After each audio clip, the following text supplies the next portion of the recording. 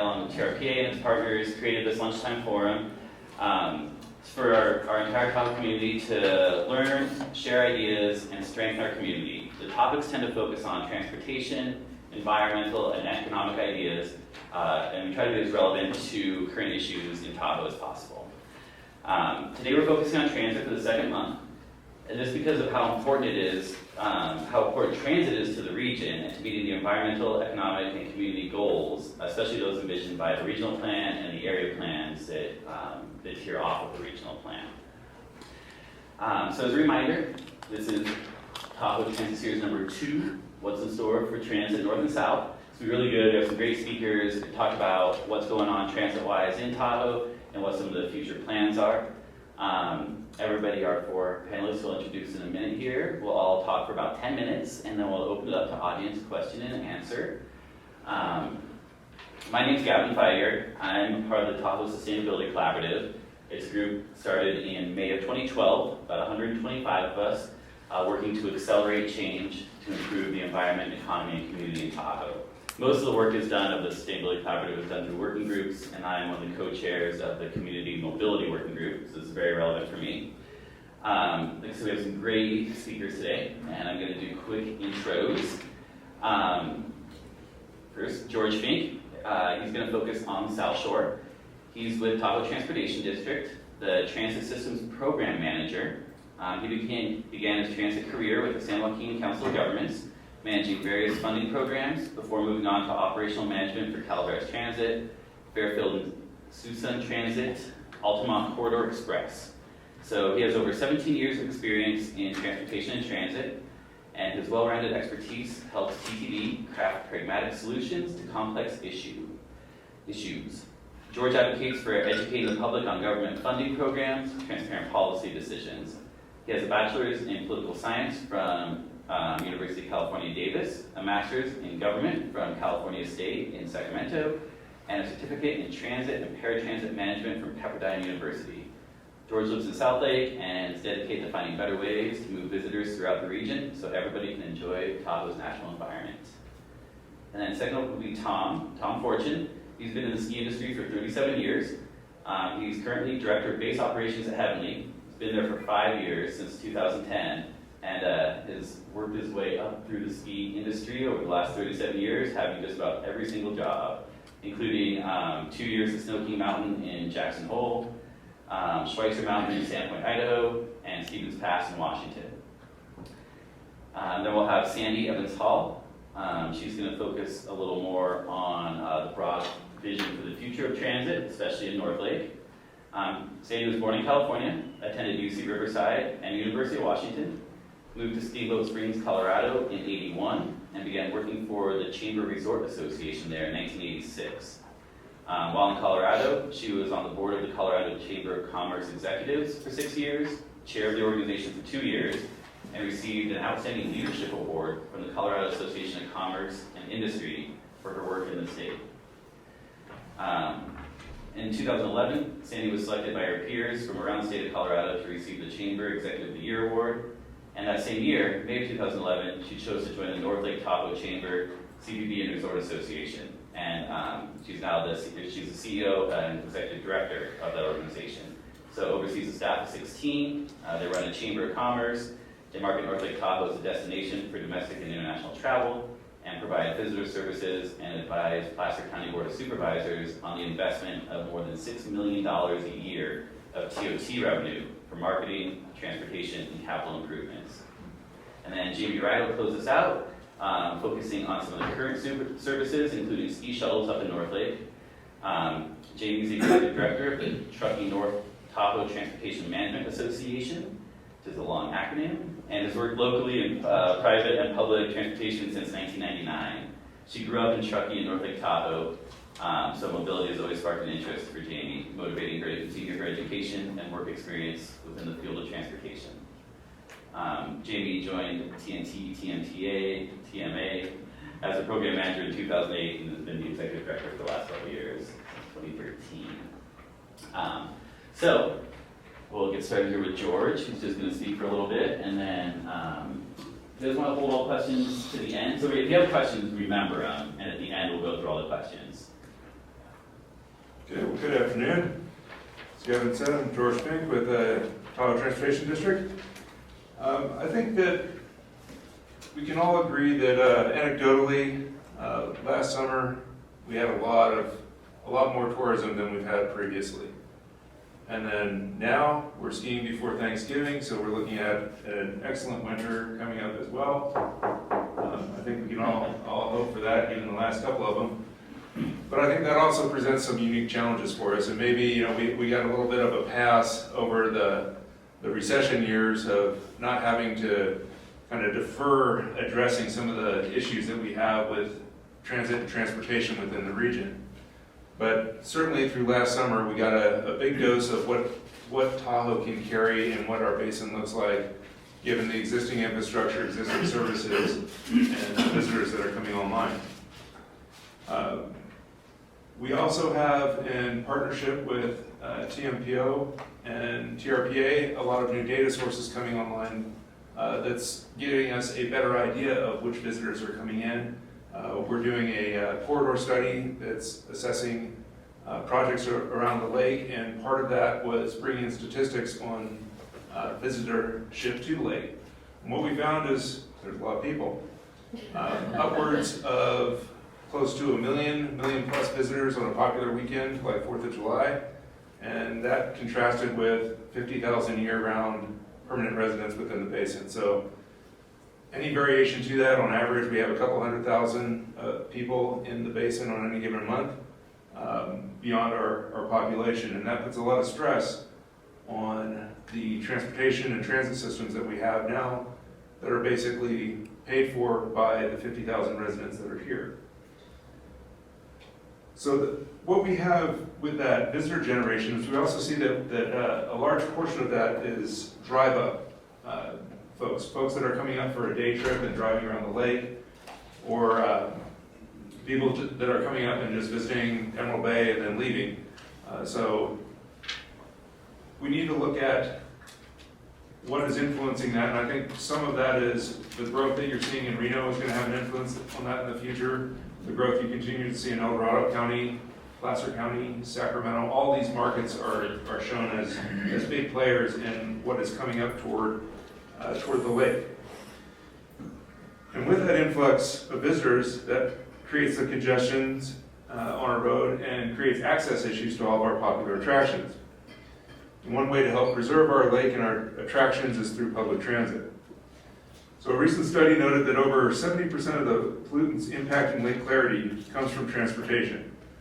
So that's a pretty tall order that we need to do more on our side of transit to address that. The only reason we're here, pretty much for most of us, is the lake. That needs to be a prime focus of all of our policies. So getting people out of their cars is critical to the health of Lake Tahoe. So TTD's vision is to develop an interregional transit system that provides safe, reliable, and attractive transit for Tahoe residents, visitors, and commuters. So implementing that vision, TTD is working with the North Shore, our partners over here, to establish a basin-wide, all-weather interregional transit system that's seamless to the rider.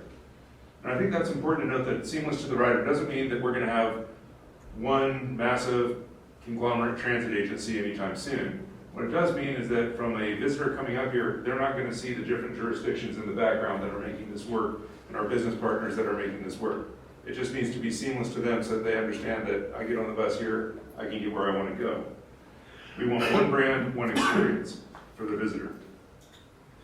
So locally, TTD has been improving a lot of South Shore transit services with some new buses. We've got new services for seniors that came on.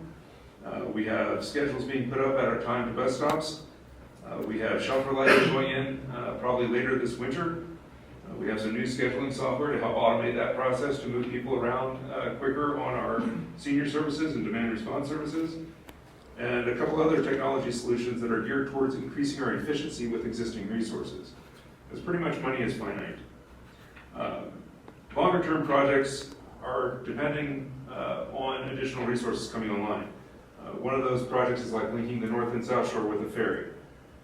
As most of you know that have been around Lake Tahoe for a while, we're not going to build any new freeways. We don't have any right-of-way that can do that. So the only real ability to expand services is either put more people into buses, or utilize the lake as a right-of-way.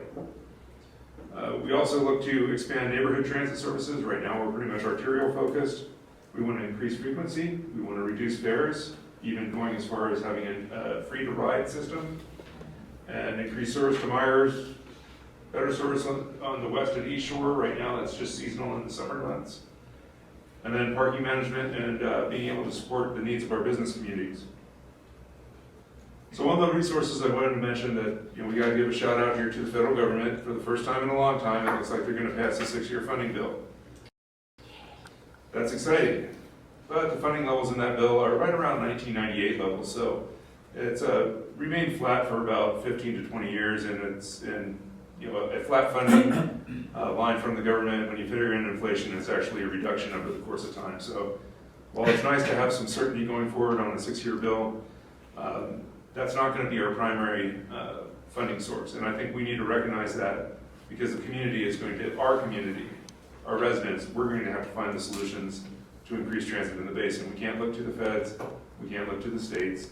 This is going to be our issue, our problem, to figure out how we want to proceed. So again, we're all here in some form of another because of the lake and preserving that resource. And that has to be our paramount goal. And that's what we want to do with transit, is help reduce the pollutants that are flowing into the lake and preserve that precious resource. So I'll conclude my remarks there and kick it over to Tom. Thanks, George. Thank you all for being here. It's great to be able to talk about transit a little bit, and I'm sure nobody wants to see me in my kind of a normal uniform out on the hill all day, so you can go ahead and click to the next slide. I'm just going to talk about our winter ski shuttle. The winter ski shuttle operates basically from opening day of ski season until closing day of ski season. We have 6 routes that go to service through 2 cities, 2 states, and 2 counties, and really they serve all 4 hubs of uphill transportation for Heavenly. So I'll show you the routes in detail here in a second, but basically the 4 areas are California Main Lodge, the Gondola area, the Boulder Lodge, and the Stagecoach Lodge. Go ahead and flip to the next. So just so you know what the routes are, we have kind of broken into 2. This is the California section, and we have 3 routes here. We have what we call the Lake Tahoe Boulevard route, which is the red. And that services the hotels along Highway 50 out to just past Safeway. We do a little loop around Safeway. And then this services Lake Tahoe Vacation Resort and then goes straight to the Gondola. So that's a route we start, opening day when we have minimal operation like we are right now, with the Gondola as the only hub uphill for skiers. Then we have the California route, which is our busiest route, and that really primarily runs from California Main Lodge, down Ski Run Boulevard, down Pioneer, to the transit center of the Gondola. And then when we open the California Main Lodge as an uphill hub, we have the Ski Run route, which basically services kind of the same as the Lake Tahoe area hotels, and then up Ski Run to collect all the people that are staying and lodging on Ski Run Boulevard. And then it also picks up when we park off-site. Both the California route and the Ski Run route pick up people that are parking off-site on Ski Run Boulevard. So next slide. These are our Nevada routes, and these start when Stagecoach Lodge opens, so they are not running yet. Other than the green route, which we call the Casino Corridor, and that just circles around all the casinos and drops people off at the Gondola. So that route is running now. The blue route, or the Nevada route, is our longest route, and that goes from the Transit Center down to Lakeside Casino, up Kingsbury Grade, stops at Boulder, keeps going over to Stagecoach, and then goes back down and does it again. And then our Upper Nevada route is really a shuttle system between Boulder Lodge and Stagecoach Lodge.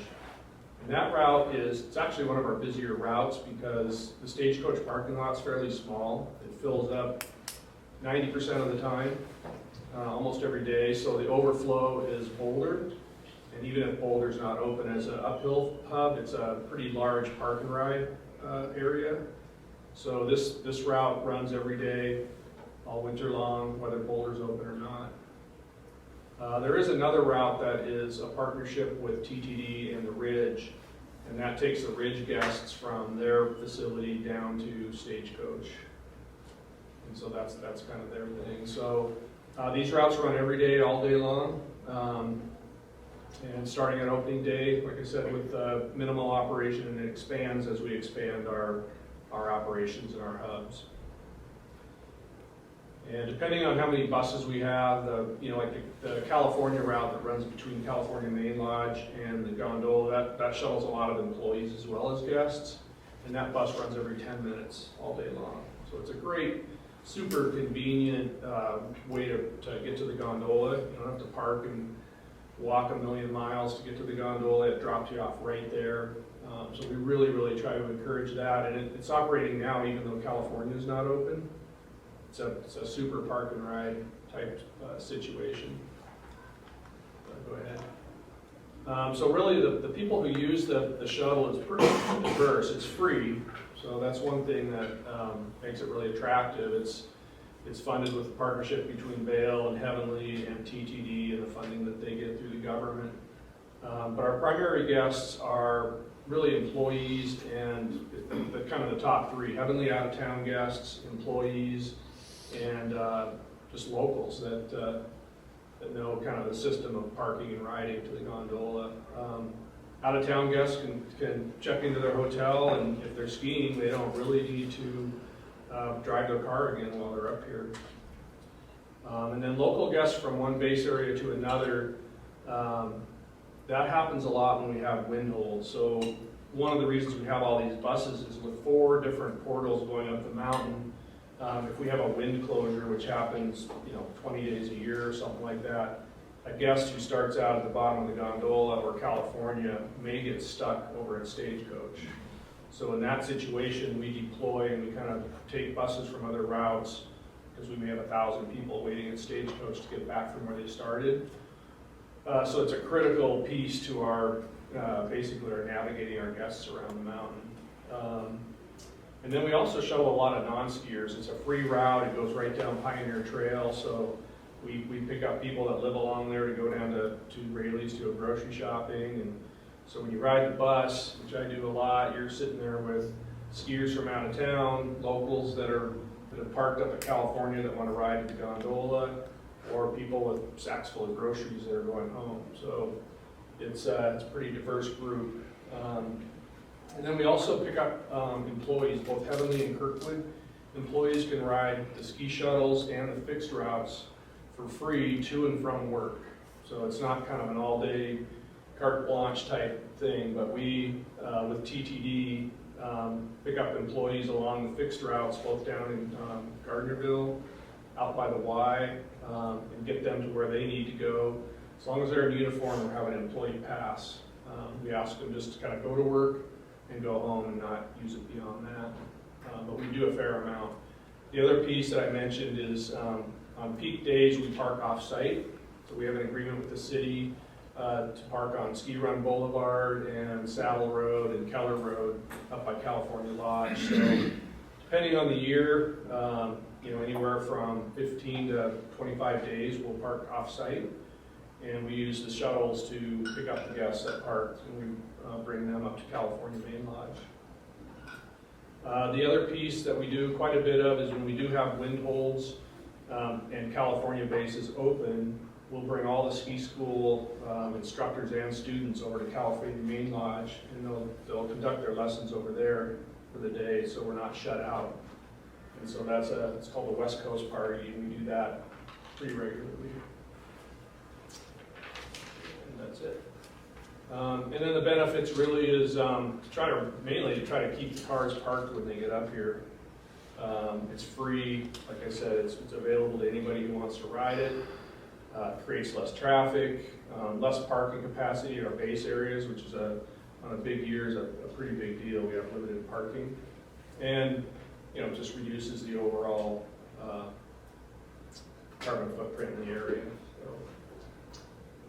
And then last, kind of the future ideas that we've been talking about are, and I think the first one is probably closer to reality than the second one. But as our summer operation grows, which is, as you all know, is a big initiative for us.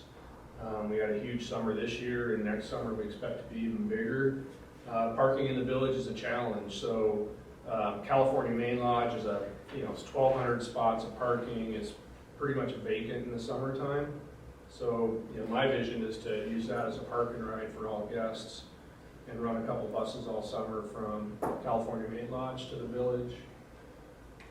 And then lastly, we get a lot of people asking about Kirkwood. We do run an employee bus to Kirkwood. It goes up in the morning. It's a charter. It's not part of TTD, and then it comes down in the afternoon. Eventually, it'd be great to have a bus for guests that would have a schedule that would go up a couple times each day. So those are kind of the visions that we see on the horizon. Thanks, Tom. So remember your questions for the end. Cindy? Let's get up so you guys have the view here, as you can see. North Lake Tahoe Resort Association has been working on a vision really for what we'd like to see transportation look like in the future. And when I got to North Lake Tahoe in 2011, that was one of the things that I did, is talk to a lot of different people in the area and say, what do you think are the biggest challenges? Where should we put all our efforts? And transportation kept coming up to the top of the list of something that we really needed to work on. And so we formed a group that we called a coalition of the Resort Triangle, which is really that triangle going up to Truckee, down to Kings Beach and across, and then also from Tahoma to State Line. And then we have another separate route that takes from Truckee up to the Donner Summit ski areas.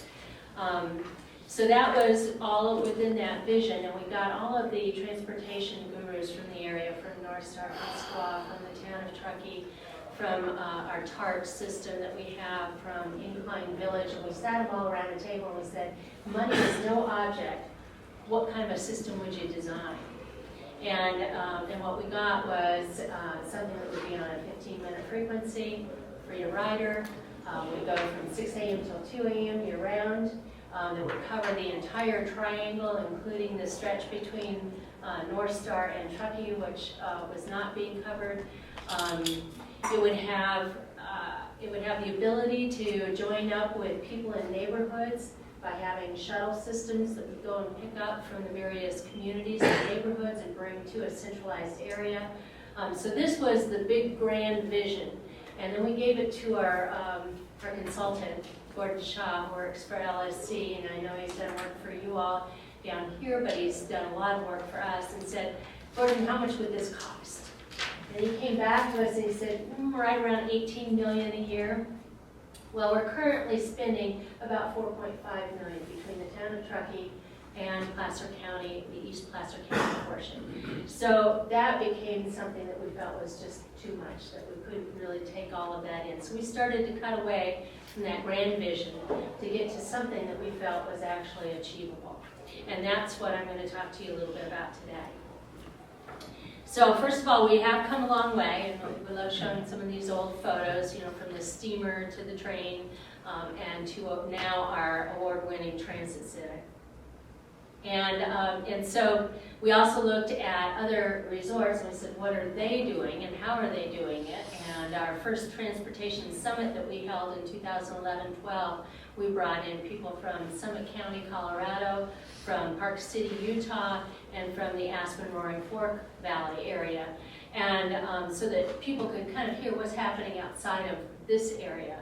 But it's certainly more frequent service, free to rider, a lot more passengers that they're moving around every year. Certainly higher levels of funding from their individual communities, so we looked at how they were funding those, and a single unified brand. As George was mentioning, we really want to make sure that we have an easy to navigate system for the consumer. And right now in North Lake Tahoe, at least up for the last few years, if you go up there, you have a night rider that does the night service, separate funded piece. You had a water shuttle, you had a free skier shuttle, you had the TART system, and all of these signs might be on the same post. And then if you got from California, you went from North Lake Tahoe into the Truckee area, you had a whole different phone number. You know, so for somebody trying to navigate all of this, I think it was really, really confusing. So that was another thing we identified. Okay. So we kind of looked at, you know, what some of these others are doing, and North Lake Tahoe probably in terms of, you know, similarity to any of these places would be most similar to Summit County, Colorado, in that it almost is a triangular system, spread out, lots of ski areas that they're serving, you know, from Breckenridge to Keystone to A Basin. So very similar to that. And so we did look at how do we compare with that particular area, because we are so spread out. Okay. Transit ridership, again, you see where we are at North Tahoe, Truckee, compared to the other areas. Even Mammoth Lakes, you know, is serving a lot more riders. Okay. So we said, you know, what we would like to imagine is a system that would serve the entire triangle, be free to the rider, would be more frequent. We couldn't go to 15 minutes, but we figured we could go to a half an hour, at least during peak seasons. We're currently at hourly during our winter season right now up there. We could do night service year-round. Right now, our service stops at 6 p.m. And we have a night rider service, which is now being taken up by TART, which starts at 6, but we still don't have that service year-round. New technologies, which we've been putting in place, such as NextBus and Google Transit and those kinds of things, keep putting more of that out. We want to make sure it's going to enhance the region's competitiveness and is going to be able to take care of all of the different diverse segments of people who want to ride the bus. And we feel that it's going to provide great environmental benefits, which is really important to us. Okay. So these are some of the things that we did. We actually conducted an environmental, or not environmental, but a benefit study on this program, which we hired EPS out of the Bay Area to come up and do an economic benefit assessment of this vision. And they figured that within the first year of operation, we pretty much make up the cost. If we were going to approximately $7.2 million from $4.5 million, we'd be generating enough money in additional retail sales, lodging sales, and all of the things around that that would actually make up the actual cost of that. We would be able to double our ridership just by making it free and including a broader segment of the triangle and having half-hour service. Between all of those three things, the estimates were that we would go from 400,000 passengers up to close to 1 million passengers, which of course would require more buses and all of that. So we included in our cost for itself in the first year. Okay. So moving the vision forward, this past year, a couple of few things that we've done. We actually did a lot of outreach up in our area. We probably did about 40 different presentations to business organizations and service clubs and all of the various groups, Nevada legislature, Tahoe Transportation District. So we really got out and about and said, you know, what do you guys think of this? And we were asking for input back. And what we heard was just a lot of encouragement and a lot of people saying this is really something that we need to approach. We also went to, we did the economic benefit analysis, and we identified some what we call low-hanging fruit on the entire vision, such as creating a single logo and a consolidated service, which Jamie's going to tell you more about. Okay. We are still moving forward, and we had a grant this past year from the Tahoe Truckee Airport District to provide us with year-round service on 267. So that stretch between North Star and Truckee is now going to be covered year-round by that additional funding for 3 years. We still have to find additional funding after that. We are going to be rebranding our buses and signage and one single phone number. So all of the confusion that I was telling you about initially, that's going to all go away. So that's huge. We are looking right now, Placer County is looking at a county-wide sales tax, half-cent sales tax, so that we can become a self-help county and also be able to attract more government dollars through grants. That sales tax would be going on the ballot in 2016. So far, the polling in the major population basis is around 62%, so we've got a teeny bit of room that we need to still grow to get up to 66%. We're talking about a return to source to eastern Placer County, so the Tahoe area that we have up there would be about $1.2 million return to source annually. So carving out another portion out of that whole $7.2 million transit vision, we'd be able to increase our frequency and increase our evening hours of operation, which we think on an annual basis would be really helpful. We just rewrote our tourism development master plan, and within that plan, after doing some surveys and after doing a lot of outreach on that plan, really what came to the top, and I mean hugely to the top, was to complete this transit vision. So as people were filling out these surveys, I mean, it was 3 times more than any of the other transportation options we put out there. They said, get the transit vision done and funded. And so that became our tier 1 priority in our tourism development master plan. And also my board for the NLTRA Board of Directors accepted it as their top priority for the next 5 years, is to really try and find the funding that we're going to need to implement that in full. We're also talking to the ski areas, and out of the 7 ski areas up there, I think they're all really willing to assist with the funding of that. And we want to talk about potential of an additional TOT increase up in that area to kind of make up that gap. So if we have the sales tax, ski area funding, and then that TOT increase, we think we can get it done in the next 5 years.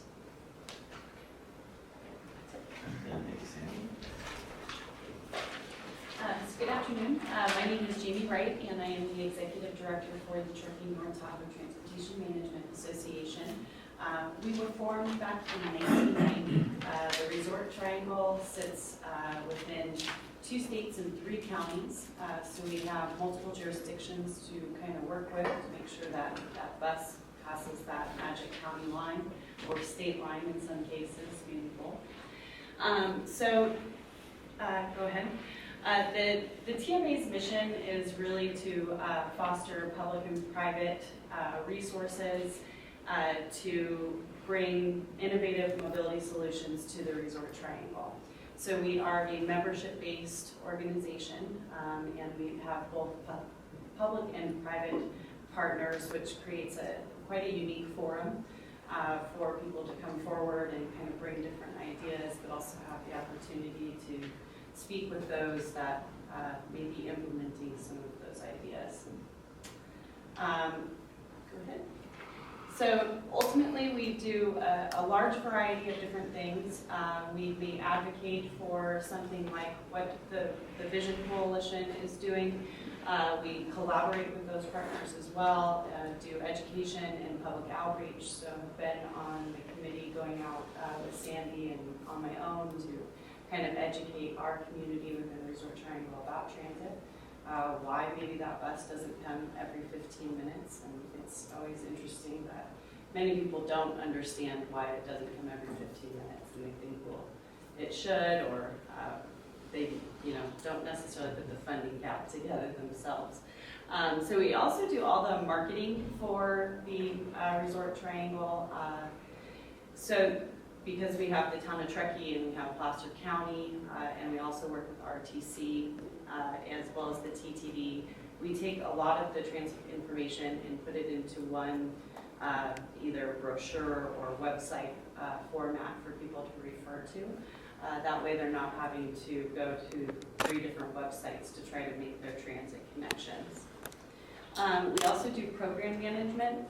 So the North Lake Tahoe Express is our airport shuttle that travels over on the North Shore. We manage that program. We have a third-party operator who actually operates that for our destination. And we work with them on a daily basis, evaluate routes, rates, those types of things, and work in coordination with the TTD currently on that program. And then another thing that we do is actually apply for grant funding, some funding that maybe our governmental jurisdictions aren't able to apply for. We may go apply for and then pass on funding to them.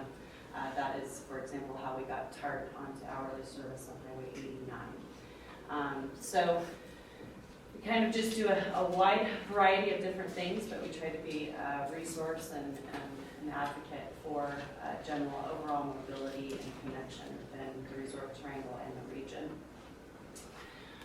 So moving on to what the actually is on the road right now.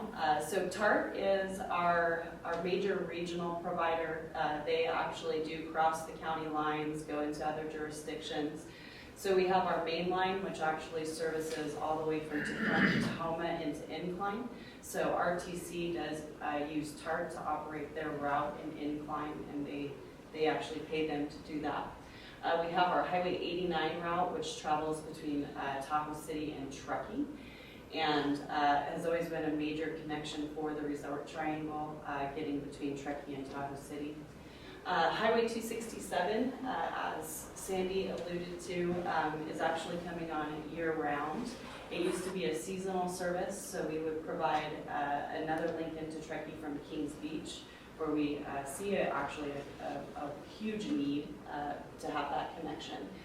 So as part of the work with the Vision Coalition, we were able to collaborate with the town of Truckee, Placer County, and the Tahoe Truckee Airport in order to get secure 3 years worth of funding for that particular route. And we will work over the next 3 years with those partners to find additional funding beyond that 3-year period. The Night Rider service runs along our North Shore. It is paid for with TOT tax approved by the Resort Association and then the Placer County Board of Supervisors. So this service only services Placer County. It has service outside of those jurisdictions with dollars contributed from either Washoe County or the town of Truckee in Nevada County. They didn't see the ridership, or certain entities didn't see the value in continuing those contributions. So until we can get them back to the table, which is a lot of what the TMA does, and contributing some of those dollars, the bus will stay in Placer County. So it services Crystal Bay, the state line, all the way into Squaw Valley, down the West Shore, and up into North Star.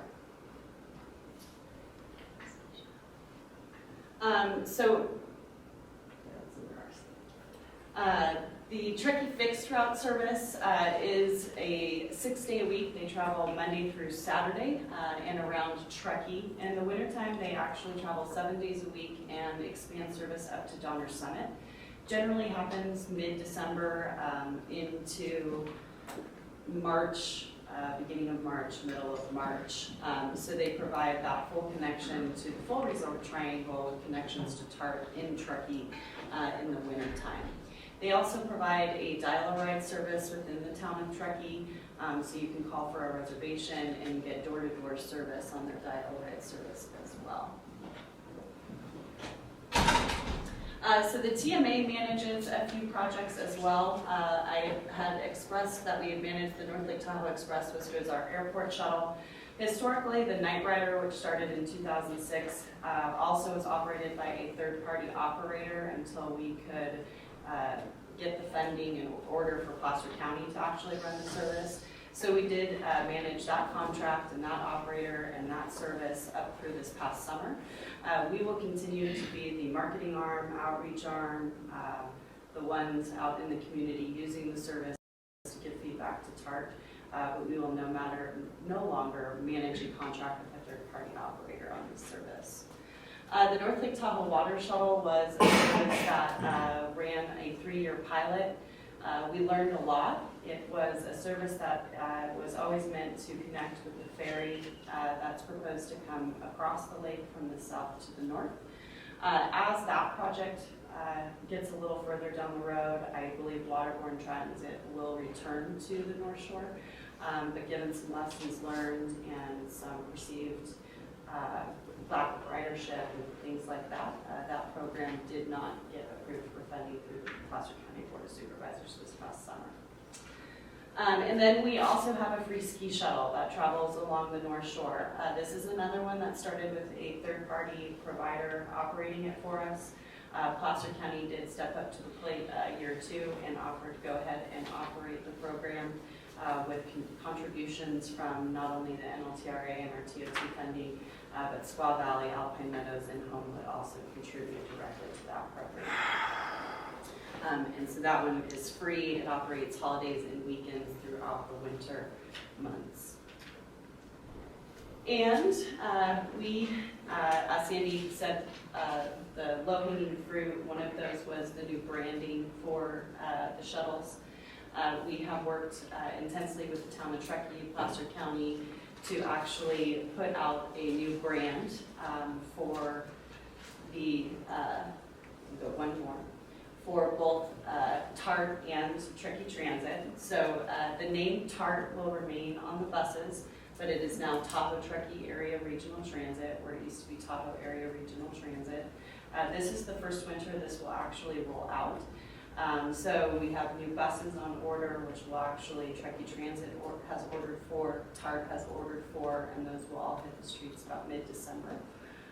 Buses that are in rotation now will be pulled and painted throughout the winter and spring as well, so we will have a mixed bag for a very short period of time. But this is our new brand. We have a new phone number that goes along with this brand with a phone tree where you can press 1 for Trekkies Direct Connect and then 2 maybe for TARTs. So this is very much still in its early stages, and we will learn a lot. I think that we will share with our partners over at the TTE and how we may be able to create a unified brand for the basin, as well as our partners over in Trekkie for the Resort Triangle. They are a very intricate part of our system and our partnerships. So all those sit outside of the basin, we find very important to how we will move forward. And then go ahead, and just so you guys see what the buses are going to look like, this would be Trekkies Buses. They actually are identified a little bit more with the green. Their logo and motto is Keep Trekkie Green. So their swoosh on the top is green, and then the TART buses will have blue, and that really goes back to Keep Tahoe Blue and the Tahoe connection there. So you'll see that look starting next month. Excuse me, thanks, Jaime. Wow, so it's a lot of pieces going on, and we do have a really big region. Is one thing I always think about, and think about all the different bus pieces. I mean, if you take Tahoe and put it, on the same footprint as a lot of major cities, it's about the same size. So